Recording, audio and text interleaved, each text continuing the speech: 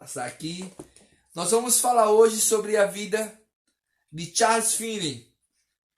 Deixa eu passar aqui adiante. Nós temos falado sobre a vida de alguns homens de Deus.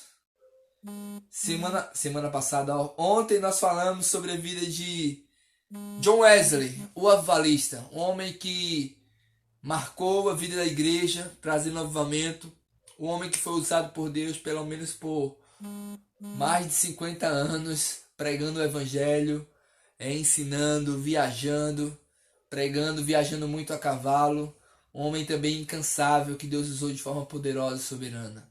Mas hoje a gente quer falar sobre Charles Finney, um homem que foi, como é que eu posso dizer, profundamente usado por Deus para ser um canal e um veículo do derramar do Espírito e da presença do Espírito sobre a igreja. Amém? Glória a Deus. Vamos ler. Fogos do avivamento seguem Finney, ou glória. Um dos narradores de biografias cristãs chamou as memórias de Charles Finney de, abre aspas, talvez o mais surpreendente relato das manifestações do poder do Espírito Santo desde os dias apostólicos. Amém? Então esse autor, ele já começa a dizer que talvez desde o período dos apóstolos, desde o período de Atos, nenhum outro homem carregou tantos relatos de manifestações do Espírito Santo visíveis e claras às pessoas. Vamos prosseguir. Relatos de derramamento espirituais que nos lembram o dia de Pentecostes. Um dos melhores amigos de Finney, que foi também seu taquígrafo, disse sobre ele: a intensidade e constância de seu ardor surpreendiam. O fogo sagrado parecia jamais diminuir. Até 1832, o movimento de avivamento de Finney tinha acrescentado algumas centenas de milhares de pessoas às igrejas. Irmãos, entendam, são centenas de milhares. Nós não estamos falando de dezenas ou apenas centenas de pessoas, são centenas de milhares. A sua campanha em Rochester, Nova York, em 1842, parece ter preparado o caminho para o extenso avivamento de 1843 e 1844. E a campanha de avivamento de Rochester de 1856 preparou o caminho do Senhor para o poderoso avivamento que varreu toda a América em 857 e 858. O povo que foi levado a Cristo, direto ou indiretamente por meio de Finney, em sua campanha pessoal, trouxe 1 milhão de pessoas ou mais para o reino de Deus. Entende, irmãos? 1 milhão de pessoas ou mais para o reino de Deus. Embora se diga que 70% dos convertidos, mesmo nas reuniões de Moody, D.L. Moody, conhecido dessa maneira, acabam se desviando. Estima-se que 85% dos que professaram converter-se nos avivamentos de Finney permaneceram fiéis ao Senhor. Irmãos, deixa eu dar uma pausa aqui para a gente entender e refletir sobre a efetividade do ministério de Charles Finney. Sabe, irmãos, em grandes movimentos de avivamentos, onde Deus usou vários homens para fazer cruzadas, para uma grande colheita, para que muitas conversões acontecessem, acontece que depois que o avivamento ele declina, ou como é que eu posso dizer, depois que o avivamento acaba, muitos dos convertidos eles voltam para a vida comum, eles voltam a viver, como é que eu posso dizer, se desviar mesmo, para longe dos caminhos do Senhor. O relato aqui chega a dizer que nas cruzadas ou através de D.L. Moody, cerca de 70% das pessoas elas se desviam. Mas acerca de Charles Finney, o que é mais incrível de se falar é que há uma estatística de cerca de 85% de permanência, ou seja, das centenas de milhares ou do milhão que nós citamos aqui acima, acerca do ministério de Charles Finney, a história diz, os historiadores dizem que 85% dessas pessoas permaneceram convertidas e não se desviaram, mesmo depois que o avivamento, como é que eu posso dizer, ele apagou ou as coisas voltaram a um padrão de normalidade. Vem comigo.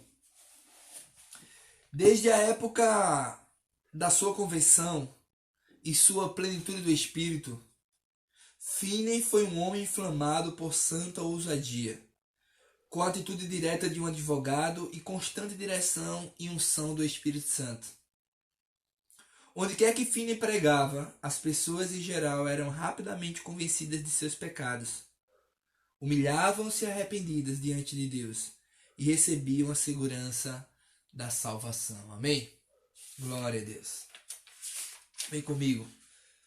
Os seus avivamentos se espalharam de cidade em cidade, como uma planta trepadeira que logo toma conta de tudo. E aonde quer que fosse, nova vida espiritual sobrevinha a indivíduos, igrejas e comunidades. Então, aonde Finney chegava, profunda convicção de pecado, arrependimento, e esse avivamento chegava sobre o coração das pessoas. Em 10 de outubro de 1821, enquanto orava a sós no bosque fora da cidade, Finney experimentou uma poderosa conversão. Naquela noite, em seu pequeno escritório, teve uma visão de estar caído aos pés de Jesus chorando. Abre aspas. Recebi poderoso batismo do Espírito Santo, sem que tivesse sequer em mente que existisse tal coisa para mim. Sem lembrança de que houvesse menção disso por qualquer pessoa deste mundo. Em um momento totalmente inesperado, o Espírito Santo desceu sobre mim de modo a perpassar meu corpo e minha alma. Isso aqui é um relato do próprio Charles Finney. Deus ungiu Finney quando este fez sua primeira oração em público. Dali em diante, dirigiu uma reunião de oração a cada noite. Começaram os fogos de avivamento, que se espalharam por todas as classes de pessoas e se estenderam em todas as direções, além daquele vilarejo. É incrível como esse avivamento ele começa a se espalhar, ele começa a se alastrar por toda parte, invadindo cada canto, cada ambiente, cada congregação. Por onde Charles Finney chegava, o poder e o fogo do Espírito chegavam juntamente com ele. E maravilhoso ver esse relato dele, quando ele diz que ele nem lembrara sobre essa experiência e de repente ele se vê tomado por uma experiência que ele chama de batismo no Espírito Santo, de um divisor de águas na sua vida, sabe? Eu acredito piamente de que a melhor colocação para essa expressão batismo no Espírito Santo é que todo crente em Cristo Jesus, quando ele nasceu de novo, ele foi batizado no Espírito Santo de Deus. Ele foi selado no Espírito Santo da promessa. Mas é bem verdade que todo crente em Cristo Jesus, ele precisa ser levado a uma experiência que muitos chamam de revestimento de poder, ou eu prefiro chamar simplesmente de um enchimento do Espírito Santo, que será como um divisor de águas na sua vida, sabe? Eu tive uma experiência marcante na minha vida. Eu não lembro a data, mas eu me lembro que em 2003, em uma reunião entre alguns irmãos, onde o irmão Breno, que hoje é pastor Breno do Verbo da Vida em Boa Viagem, estava ali liderando aquela reunião. Era uma reunião informal, onde nós estávamos louvando, buscando ao Senhor. Ali naquela reunião, aquele homem de Deus, o Breno, ele sentiu de Deus de orar pela minha vida para que eu tivesse a experiência de ser cheio do Espírito Santo. E naquele dia, ao ser ministrado por algumas passagens de Atos e ser me explicado como o Espírito Santo operara, perguntando se eu cria e se eu queria esse revestimento de poder, esse enchimento com o Espírito Santo. Aquelas pessoas que estavam ali naquela reunião, elas começaram a orar por mim. O Renan, a Berbela, o Lucas, a Delmara. E algumas pessoas ali estavam ali orando por mim, clamando para que eu fosse cheio do Espírito Santo. Naquele dia, um divisor de águas aconteceu na minha vida. Eu fui tomado por uma experiência tão profunda com o Espírito Santo, onde parecia que todo o meu corpo era tomado por uma eletricidade, sabe? Eu senti como que no meu ventre algo parecido que eu não sei bem como explicar, mas algo parecido como que águas vivas fluindo do meu ser, mas ao mesmo tempo como que uma eletricidade suave tomava minha face, tomava os meus braços, e eu me via tomado pelo Espírito Santo de Deus e tombando, tão cheio do Espírito, que eu mal conseguia permanecer sobre os meus pés. E naquele dia eles falaram ao meu coração dizendo: hoje você foi cheio do Espírito Santo. E não permita que o diabo tente lhe enganar, mas use essa ferramenta de Deus na sua vida. Naquele dia eu falei em outras línguas, eu fui cheio do Espírito Santo, e a partir de então eu percebi que Deus, ele estabelecera um divisor de águas na minha vida, sabe? Eu não sei se você já foi cheio do Espírito Santo, mas eu quero dizer para você nessa noite, Deus, ele quer te encher. Deus, ele quer tomar a tua vida e te encher até a plenitude, de tal maneira que você seja totalmente tomado por essa experiência, e essa experiência seja um divisor de águas na sua vida. Deixa ele te encher.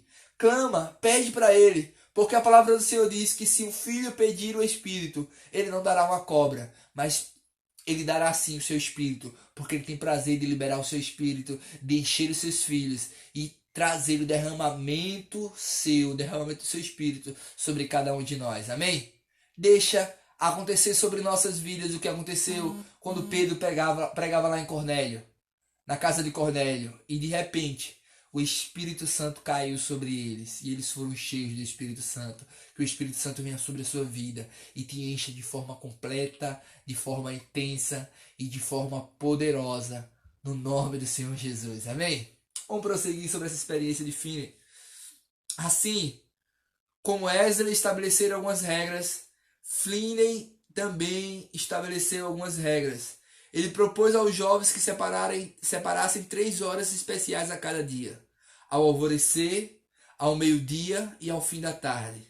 Deus derramou sobre eles um espírito de oração enquanto orava com fidelidade. Então nós vimos que John Wesley no Clube Santo, junto com Whitefield, eles estabeleceram uma prática de jejum 2 vezes por semana, de oração, de disciplina espiritual. Finney também fez isso.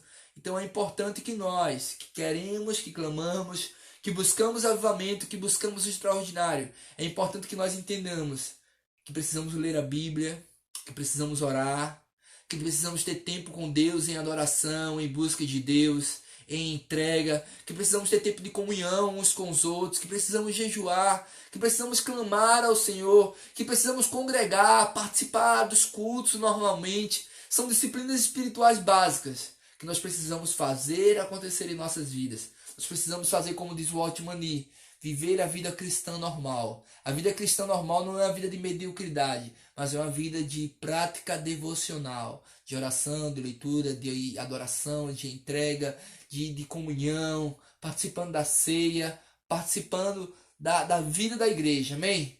E assim, quando todos estivermos juntos, reunidos, junto com a igreja do Senhor, buscando o Senhor, ali teremos um ambiente propício para que o Senhor venha e derrame o seu Espírito sobre nossas vidas, porque foi assim que aconteceu lá em Atos 2, foi assim que aconteceu na casa de Cornélio, foi assim que aconteceu em tantos outros momentos. Eles estavam reunidos como igreja, buscando, adorando, pregando o Evangelho, e de repente o Espírito Santo veio sobre eles. Que isso aconteça sobre nossas vidas também, amém? Glória a Deus. Quero ler para você aqui. Os pecadores foram de tal modo convencidos que não conseguiam dormir. Uma igreja alemã dos arredores pediu que Finney falasse à sua congregação. Abre aspas. A espada do Senhor derrubou-os à direita e à esquerda. Em poucos dias, descobriu-se que toda a comunidade estava sob forte convicção de pecado. Fecha aspas. Era tempo de colheita, mas todos os dias as pessoas deixavam as suas ferramentas nos campos para participar de um culto às 13 horas. O avivamento abençoou as igrejas presbiteriana e a congregacional alemã, de tal modo que logo as duas estavam construindo novos prédios de pedra. Durante a campanha de avivamento, a direção da igreja presbiteriana ordenou Finney como evangelista. Finney dava grande ênfase à oração como condição indispensável para promover o avivamento. Os meios usados eram simplesmente a pregação, oração e reuniões de conferências. muitas orações privadas, muitas conversas pessoais e reuniões para a instrução de interessados sinceros, como Deus operava na vida de Finney e de outros. Finney disse: visitava de casa em casa, frequentava reuniões de oração, pregava e labutava dia e noite. Isso acontecia mês após mês. Finney relatou que a obra de salvação estava se espalhando em quase toda direção. Antes de terminar o ano, havia relatos de avivamento em 11 cidades da região.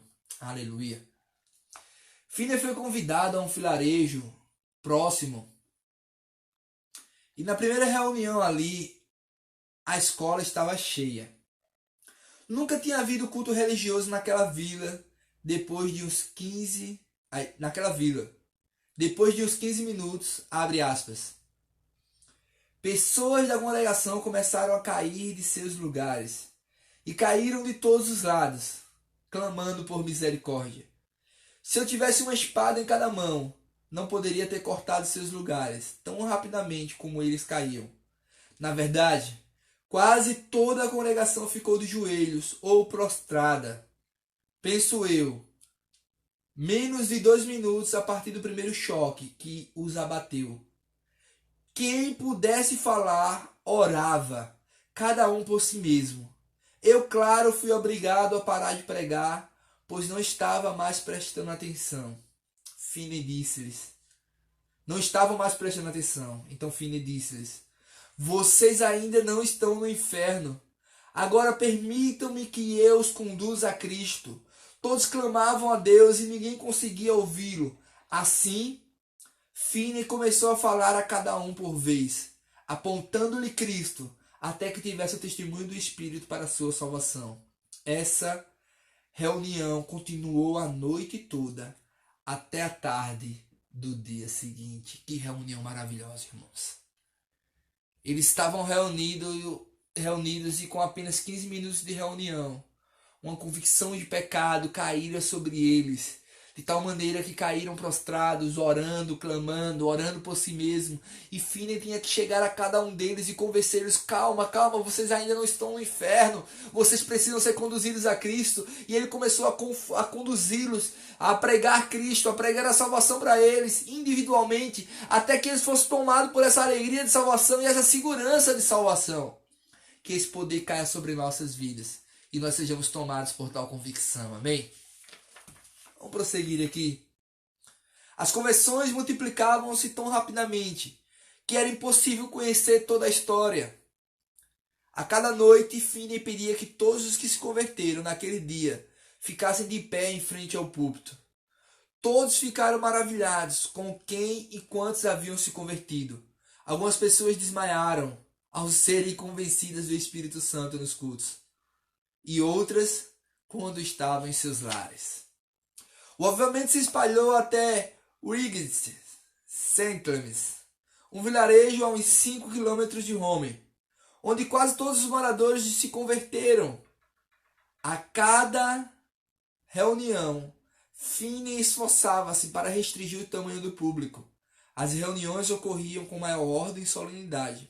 A obra do Espírito era tão espontânea, poderosa e pujante que por mais de um ano Finney conduzia diariamente uma reunião de oração ao nascer do sol com muitos frequentadores. Por mais de um ano eles se reuniam numa reunião ao nascer do sol e muitos frequentadores estavam ali presentes, sabe? Quando o avivamento está acontecendo no nosso meio, quando a vida de Deus está se manifestando no nosso meio, nós vamos ter um povo com forte convicção de pecado e consciência do seu próprio pecado e arrependimento, mas um forte desejo de buscar, de orar e de clamar a Deus. Então, deixa eu adiantar aqui para a gente concluir. Ao chegar a New Lebanon, Finney disse: o Espírito do Senhor foi derramado e o avivamento espalhou-se com grande poder. Conversões poderosas foram multiplicadas. Um médico incrédulo, um comerciante destacado e muito rico, e um jovem rapaz que mais tarde se tornou um grande evangelista, estavam entre os muitos convertidos. Finney listou as características marcantes do reavivamento como sendo as seguintes, sabe, irmãos? Eu vou ler essas características marcantes do reavivamento que Finney cita, mas eu quero nos provocar, eu quero falar ao seu coração. Mais uma vez eu quero fazer um apelo, que os nossos corações não se conformem com a frieza, com a apatia, com a ortodoxia morta, com a teologia sem vida. Irmãos, não é de um saber humano, de conhecimento de homens que nós precisamos. Nós precisamos de uma ortodoxia viva, nós precisamos de uma teologia viva, nós precisamos de corações em chamas. Nós precisamos que eu, você, que cada um de nós coloque no coração o ímpeto e o desejo. Eu preciso desse derramamento. Eu preciso desse Espírito Santo se movendo sobre a minha vida e sobre o local que eu chegar.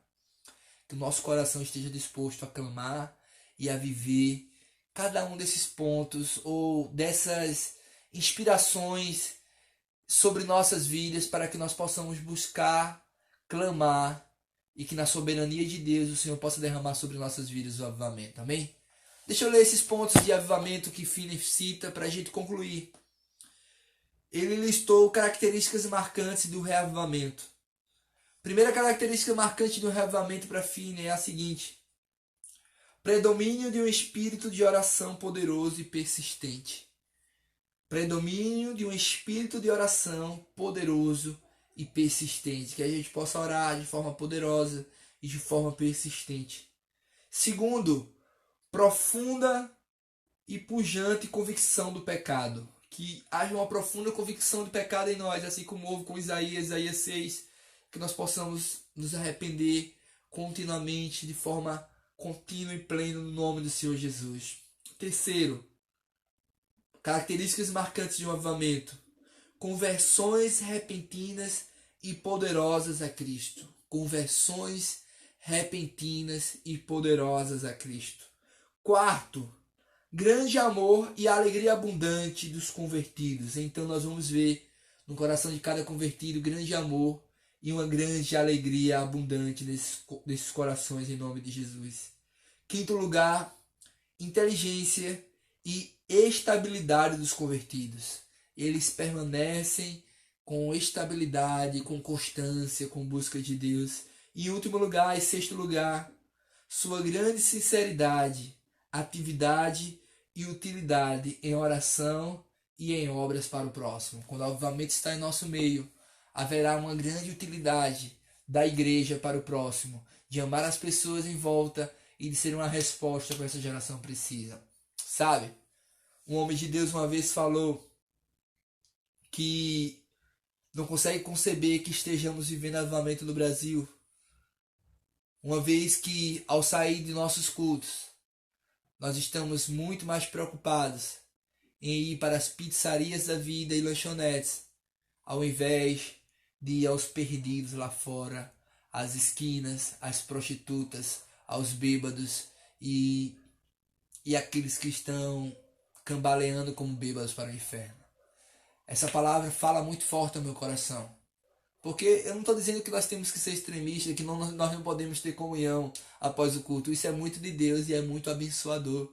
E nós não vamos deixar de ter essas comunhões após o culto. Mas o que esse homem de Deus está querendo dizer é que os nossos cultos, que as nossas vidas, elas precisam sair mais perturbadas e inquietadas.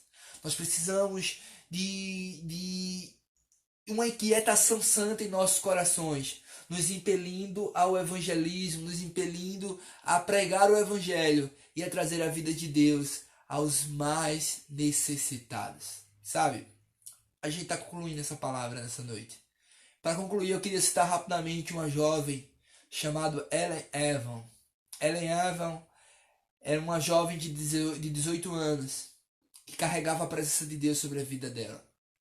Diz os relatos sobre Ellen que aonde ela chegava, as pessoas tinham uma consciência muito grandiosa da presença de Deus.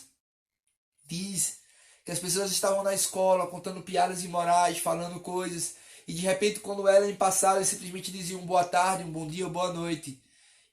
E passava adiante, as pessoas não conseguiam voltar às suas piadas imorais ou coisas do tipo. Alguns relatos dizem que as pessoas estavam no culto e de repente no culto eles percebiam a atmosfera do culto mudar. Sim, é isso mesmo que eu estou querendo dizer. Eles sentiam um ambiente de repente como um estralar, sendo carregado da presença de Deus. E esses homens que contam isso diz que quando eles sentiam esse estralar da presença de Deus no culto de uma forma mais veemente, mais poderosa, eles nem precisavam olhar para trás para conferir, porque a certeza era Ellen chegou no culto. Quando se procurava Ellen pelas madrugadas, ela estava nas esquinas, abraçando e amando prostitutas, bêbados, mendigos e os mais desprezados pela sociedade, sabe? Quando o avivamento chega aos nossos corações, nós somos impelidos aos pequeninos do Senhor e nós somos levados aos corações mais aflitos e necessitados. Que esse avivamento possa cair sobre a minha vida e sobre a tua vida. Vamos orar neste momento.